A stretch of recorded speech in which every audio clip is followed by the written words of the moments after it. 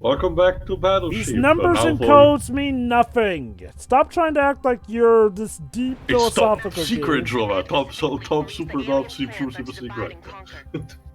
By killing our comms, separating us with these weather spears, or scattering our fleet? We've been dominating them the entire time. Did you even pay attention to your own story game?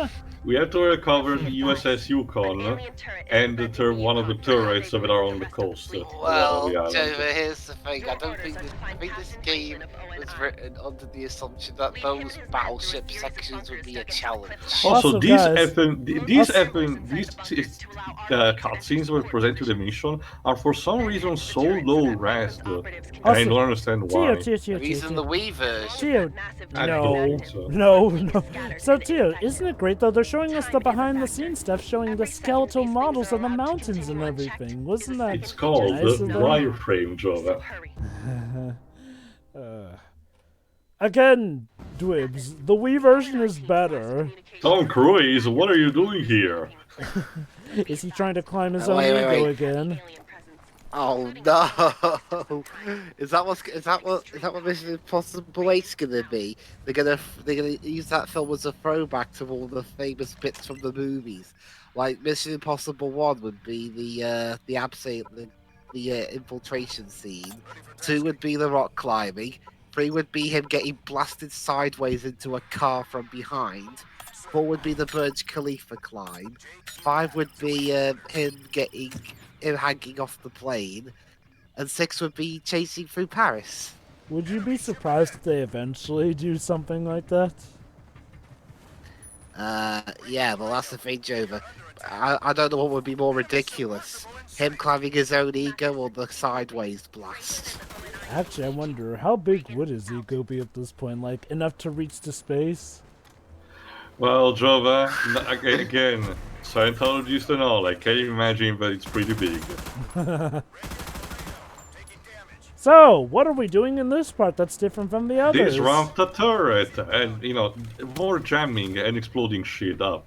The set there are 1 or 2, set pieces in this game, but it's barely noticeable. Most of the time you're just doing the same. Oh my god! Kill the aliens in the same kind of environment, and use the cards collected to power up your ship and move them all across the board, to engage in battle against the others. Oh my god, guys, look at the battle going on in the background over there. And don't you wish you could actually play that instead? I know. Oh, but Tio, you technically can when you play as the battleships. Even though when you do play as the battleship, it becomes a curb stomp. Like, I mean, yeah. Okay, I'd just be repeating myself with this. Mind you, why not? The game itself is. Mind you, for the record, the game is. As showcased at the beginning, I'm playing on normal difficulty. Hi, Sam Regal. Oh. What are you doing here? Oh. Well, Sam Regal has to do something after the TMNT series he was in ended. Okay, this was 2011. He was the protagonist of Tales of Xillia, for crying out loud. 12. Still, it was kind of around the same time. Voice actors need money. I know. Whatever. Yeah. Even if it means at least 1 or 2 from this game starring in a story that's for sake of fairness, this one. What? For sake of fairness, let's try. For sake of fairness, let's try the shotgun and see how it works. I mean, I guess it does the job, but I see Doom. This is not. Again. What's the point of using the shotgun when the alien weapon is just that much better? Pretty much. So it's like in Saw the video game. Well, okay. One thing the shotgun can do might be worth it. Okay, yeah. That's one thing the shotgun can do. Make enemies suddenly defy all form of physics. Anyway, I was going to say, Joe, it's like in Saw the video game, where you have a bunch of weapons, but it's easier to kill the enemies just by spamming the punch button. It's called complacent gaming syndrome, essentially. If you found something that is effective at killing enemy but can be replenished infinitely compared to a finite resources that you have, you're bound to going to use that instead because it's just more effective. Yes, USS Chesapeake. Shouldn't you have been destroyed at this point in the plot? Shush, Jova. This Or is if, our Battleship fanfiction where everybody wins. you know what? You know what it'd also be like, Deji? It'd be like if a wrestler who has a really powerful finishing move just does just that and wins the match. I'm pretty sure there's been a few scripts where that has been the case. I mean, isn't that 90% of Goldberg's matches? Well, actually, to be fair to Goldberg, he has 2 finishes. Imagine paying all that money to see a match that ends that quickly. Well, actually, Jova, Yeah, that's the whole. That was the draw of Goldberg. Having a match that finished weekly. Actually, it kept him going hopefully for quite a few years. He was even undefeated for a while before typical WCW politics intervened. Another support position's open. We gotta keep pushing to that turret. Let's go. Alright, let's move on. Shredders incoming. Yes, I'm trying it. Yeah, Officer Takamaki, I'm trying to focus here. I know you have a name, but you're so bland and boring. I'm just making up stuff. Let me check actually. Lieutenant Grace Harland. Oh boy. Again, that's like a name. That's like the name generated from like the bland generic army name generator 3000. Oh yeah, another one of these exciting. Yeah, look at that. The enemy ship is not even eating me properly. Actually, Seriously, sir, maybe You did we it should like turn our once, though. turrets a bit.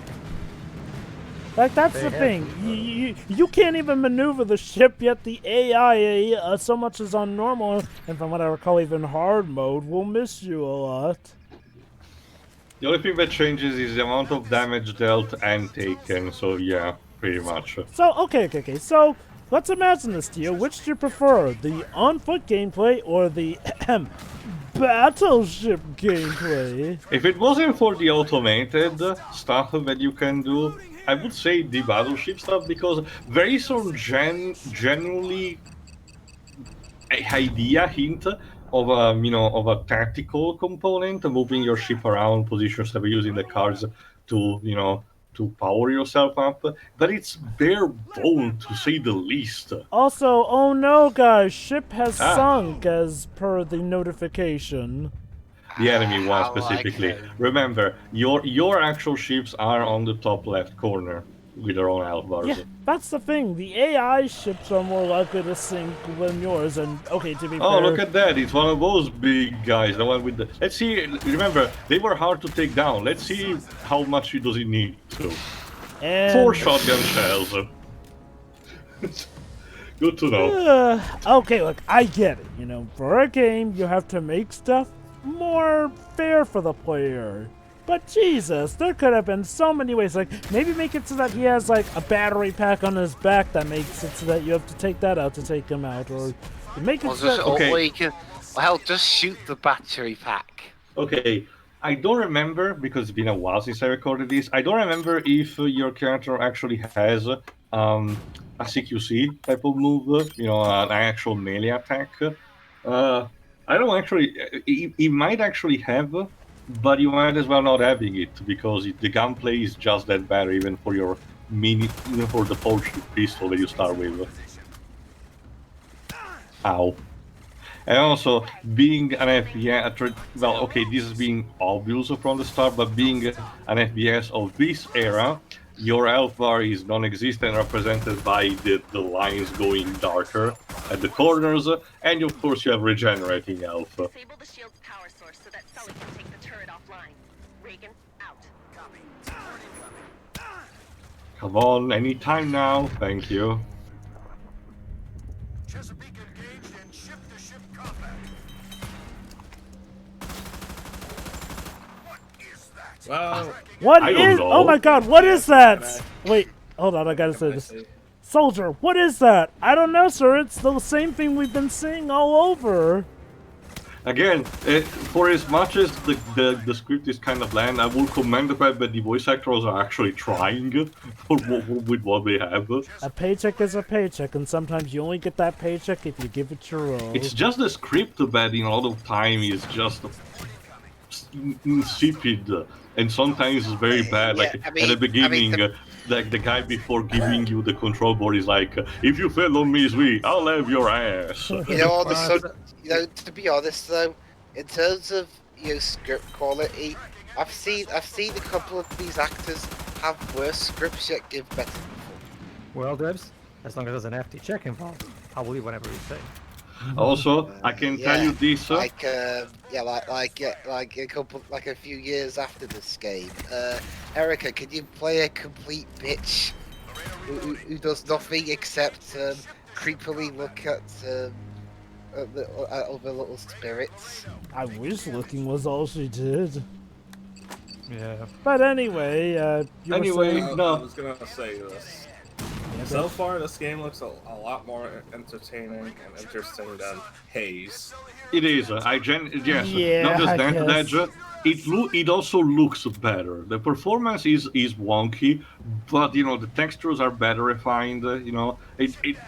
It's a bit cheating because it was done a bit later than that. But to be fair, it was kind of rushed as opposed to Haze being taking a long time before being released. So And I'll give it it's kind of this. juxtaposed. And I'll give it this, despite all its problems, the story is more coherent than that of Haze's. Thanks to its simplicity. But let me tell you also this in regards to the voice acting. I know for a fact that Sam Riegel is also good at improvising in case it's Oh, needed. yes, So, he is. but So, again, if you still haven't watched or listened it, I urge you to seek out Critical Role. It's really a good time. Critical Role, isn't that like, that, It's still active to this day, Jova. It's essentially a bunch of famous voice actors playing D&D with Matt Mercer as the Dungeon Master. pretty much, yeah. The group generally involves Laura Bailey, Liam O'Brien, Sam Riegel, Travis Willingham, Taliesin Jeff, and another person I forgot who she is. I'll check in the meantime. But again, it is genuinely a good time. They actually had a Kickstarter campaign for having animation based on their campaigns, and it raised a lot actually, meaning that we're supposedly getting an animated project involving them. Beautiful. Tio, Yes, sir? at this point in this game, is there ever a point where you actually just don't automatically end the Battleship game by, winning it and actually hold still to see how the enemy might fare if you weren't wailing on them? Yes, if you actually leave, if you actually don't intervene directly, as long as you engage the ship in combat, in a sense that you go on the board, click on your ship, and then direct it against the other enemy ship, the enemy ships will engage automatically in combat of their own. They will take a bit of time, but usually your ship will prevail but sustain damage. So you're more encouraged to actually take control directly as soon as you can. Well, okay, not only that, have you ever tried being in control of a ship and not doing nothing and seeing how the enemy fares? Because from what I recall, the enemy misses. Oh no, I haven't tried it. But like you saw with the submarine, the enemy misses almost all the time anyway. So yeah. I know I mentioned how in the movie it feels like they were giving humans a little too much of an easy time, but heck, compared to the game, the movie actually was a challenge at least. Despite the fact that the ultimate alien mothership lost to the USS Missouri, a freaking museum ship. doing sick drifts thanks to Anchor. Mathis, Reagan. Well done. Now get to the landing Ooh, area. may want to do another line read on that, Anne.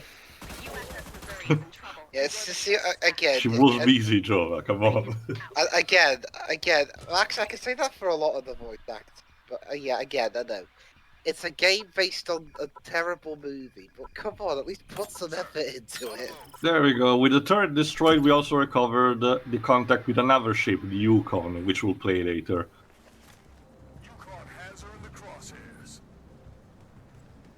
Mathis, great work. The turret's down, and here comes the Yukon with both barrels blazing. Alright, good to know. Let's move to the extraction point. I guess the extraction point gets blown up. No, dude, surprisingly enough, we don't do the Resident Evil thing of blowing up your helicopter or ship. And that's it. So, tune in for the next part, where Let me guess. We do more shooting and battleshipping. and jamming shit out from the alien technology. See ya. It's so remarkable.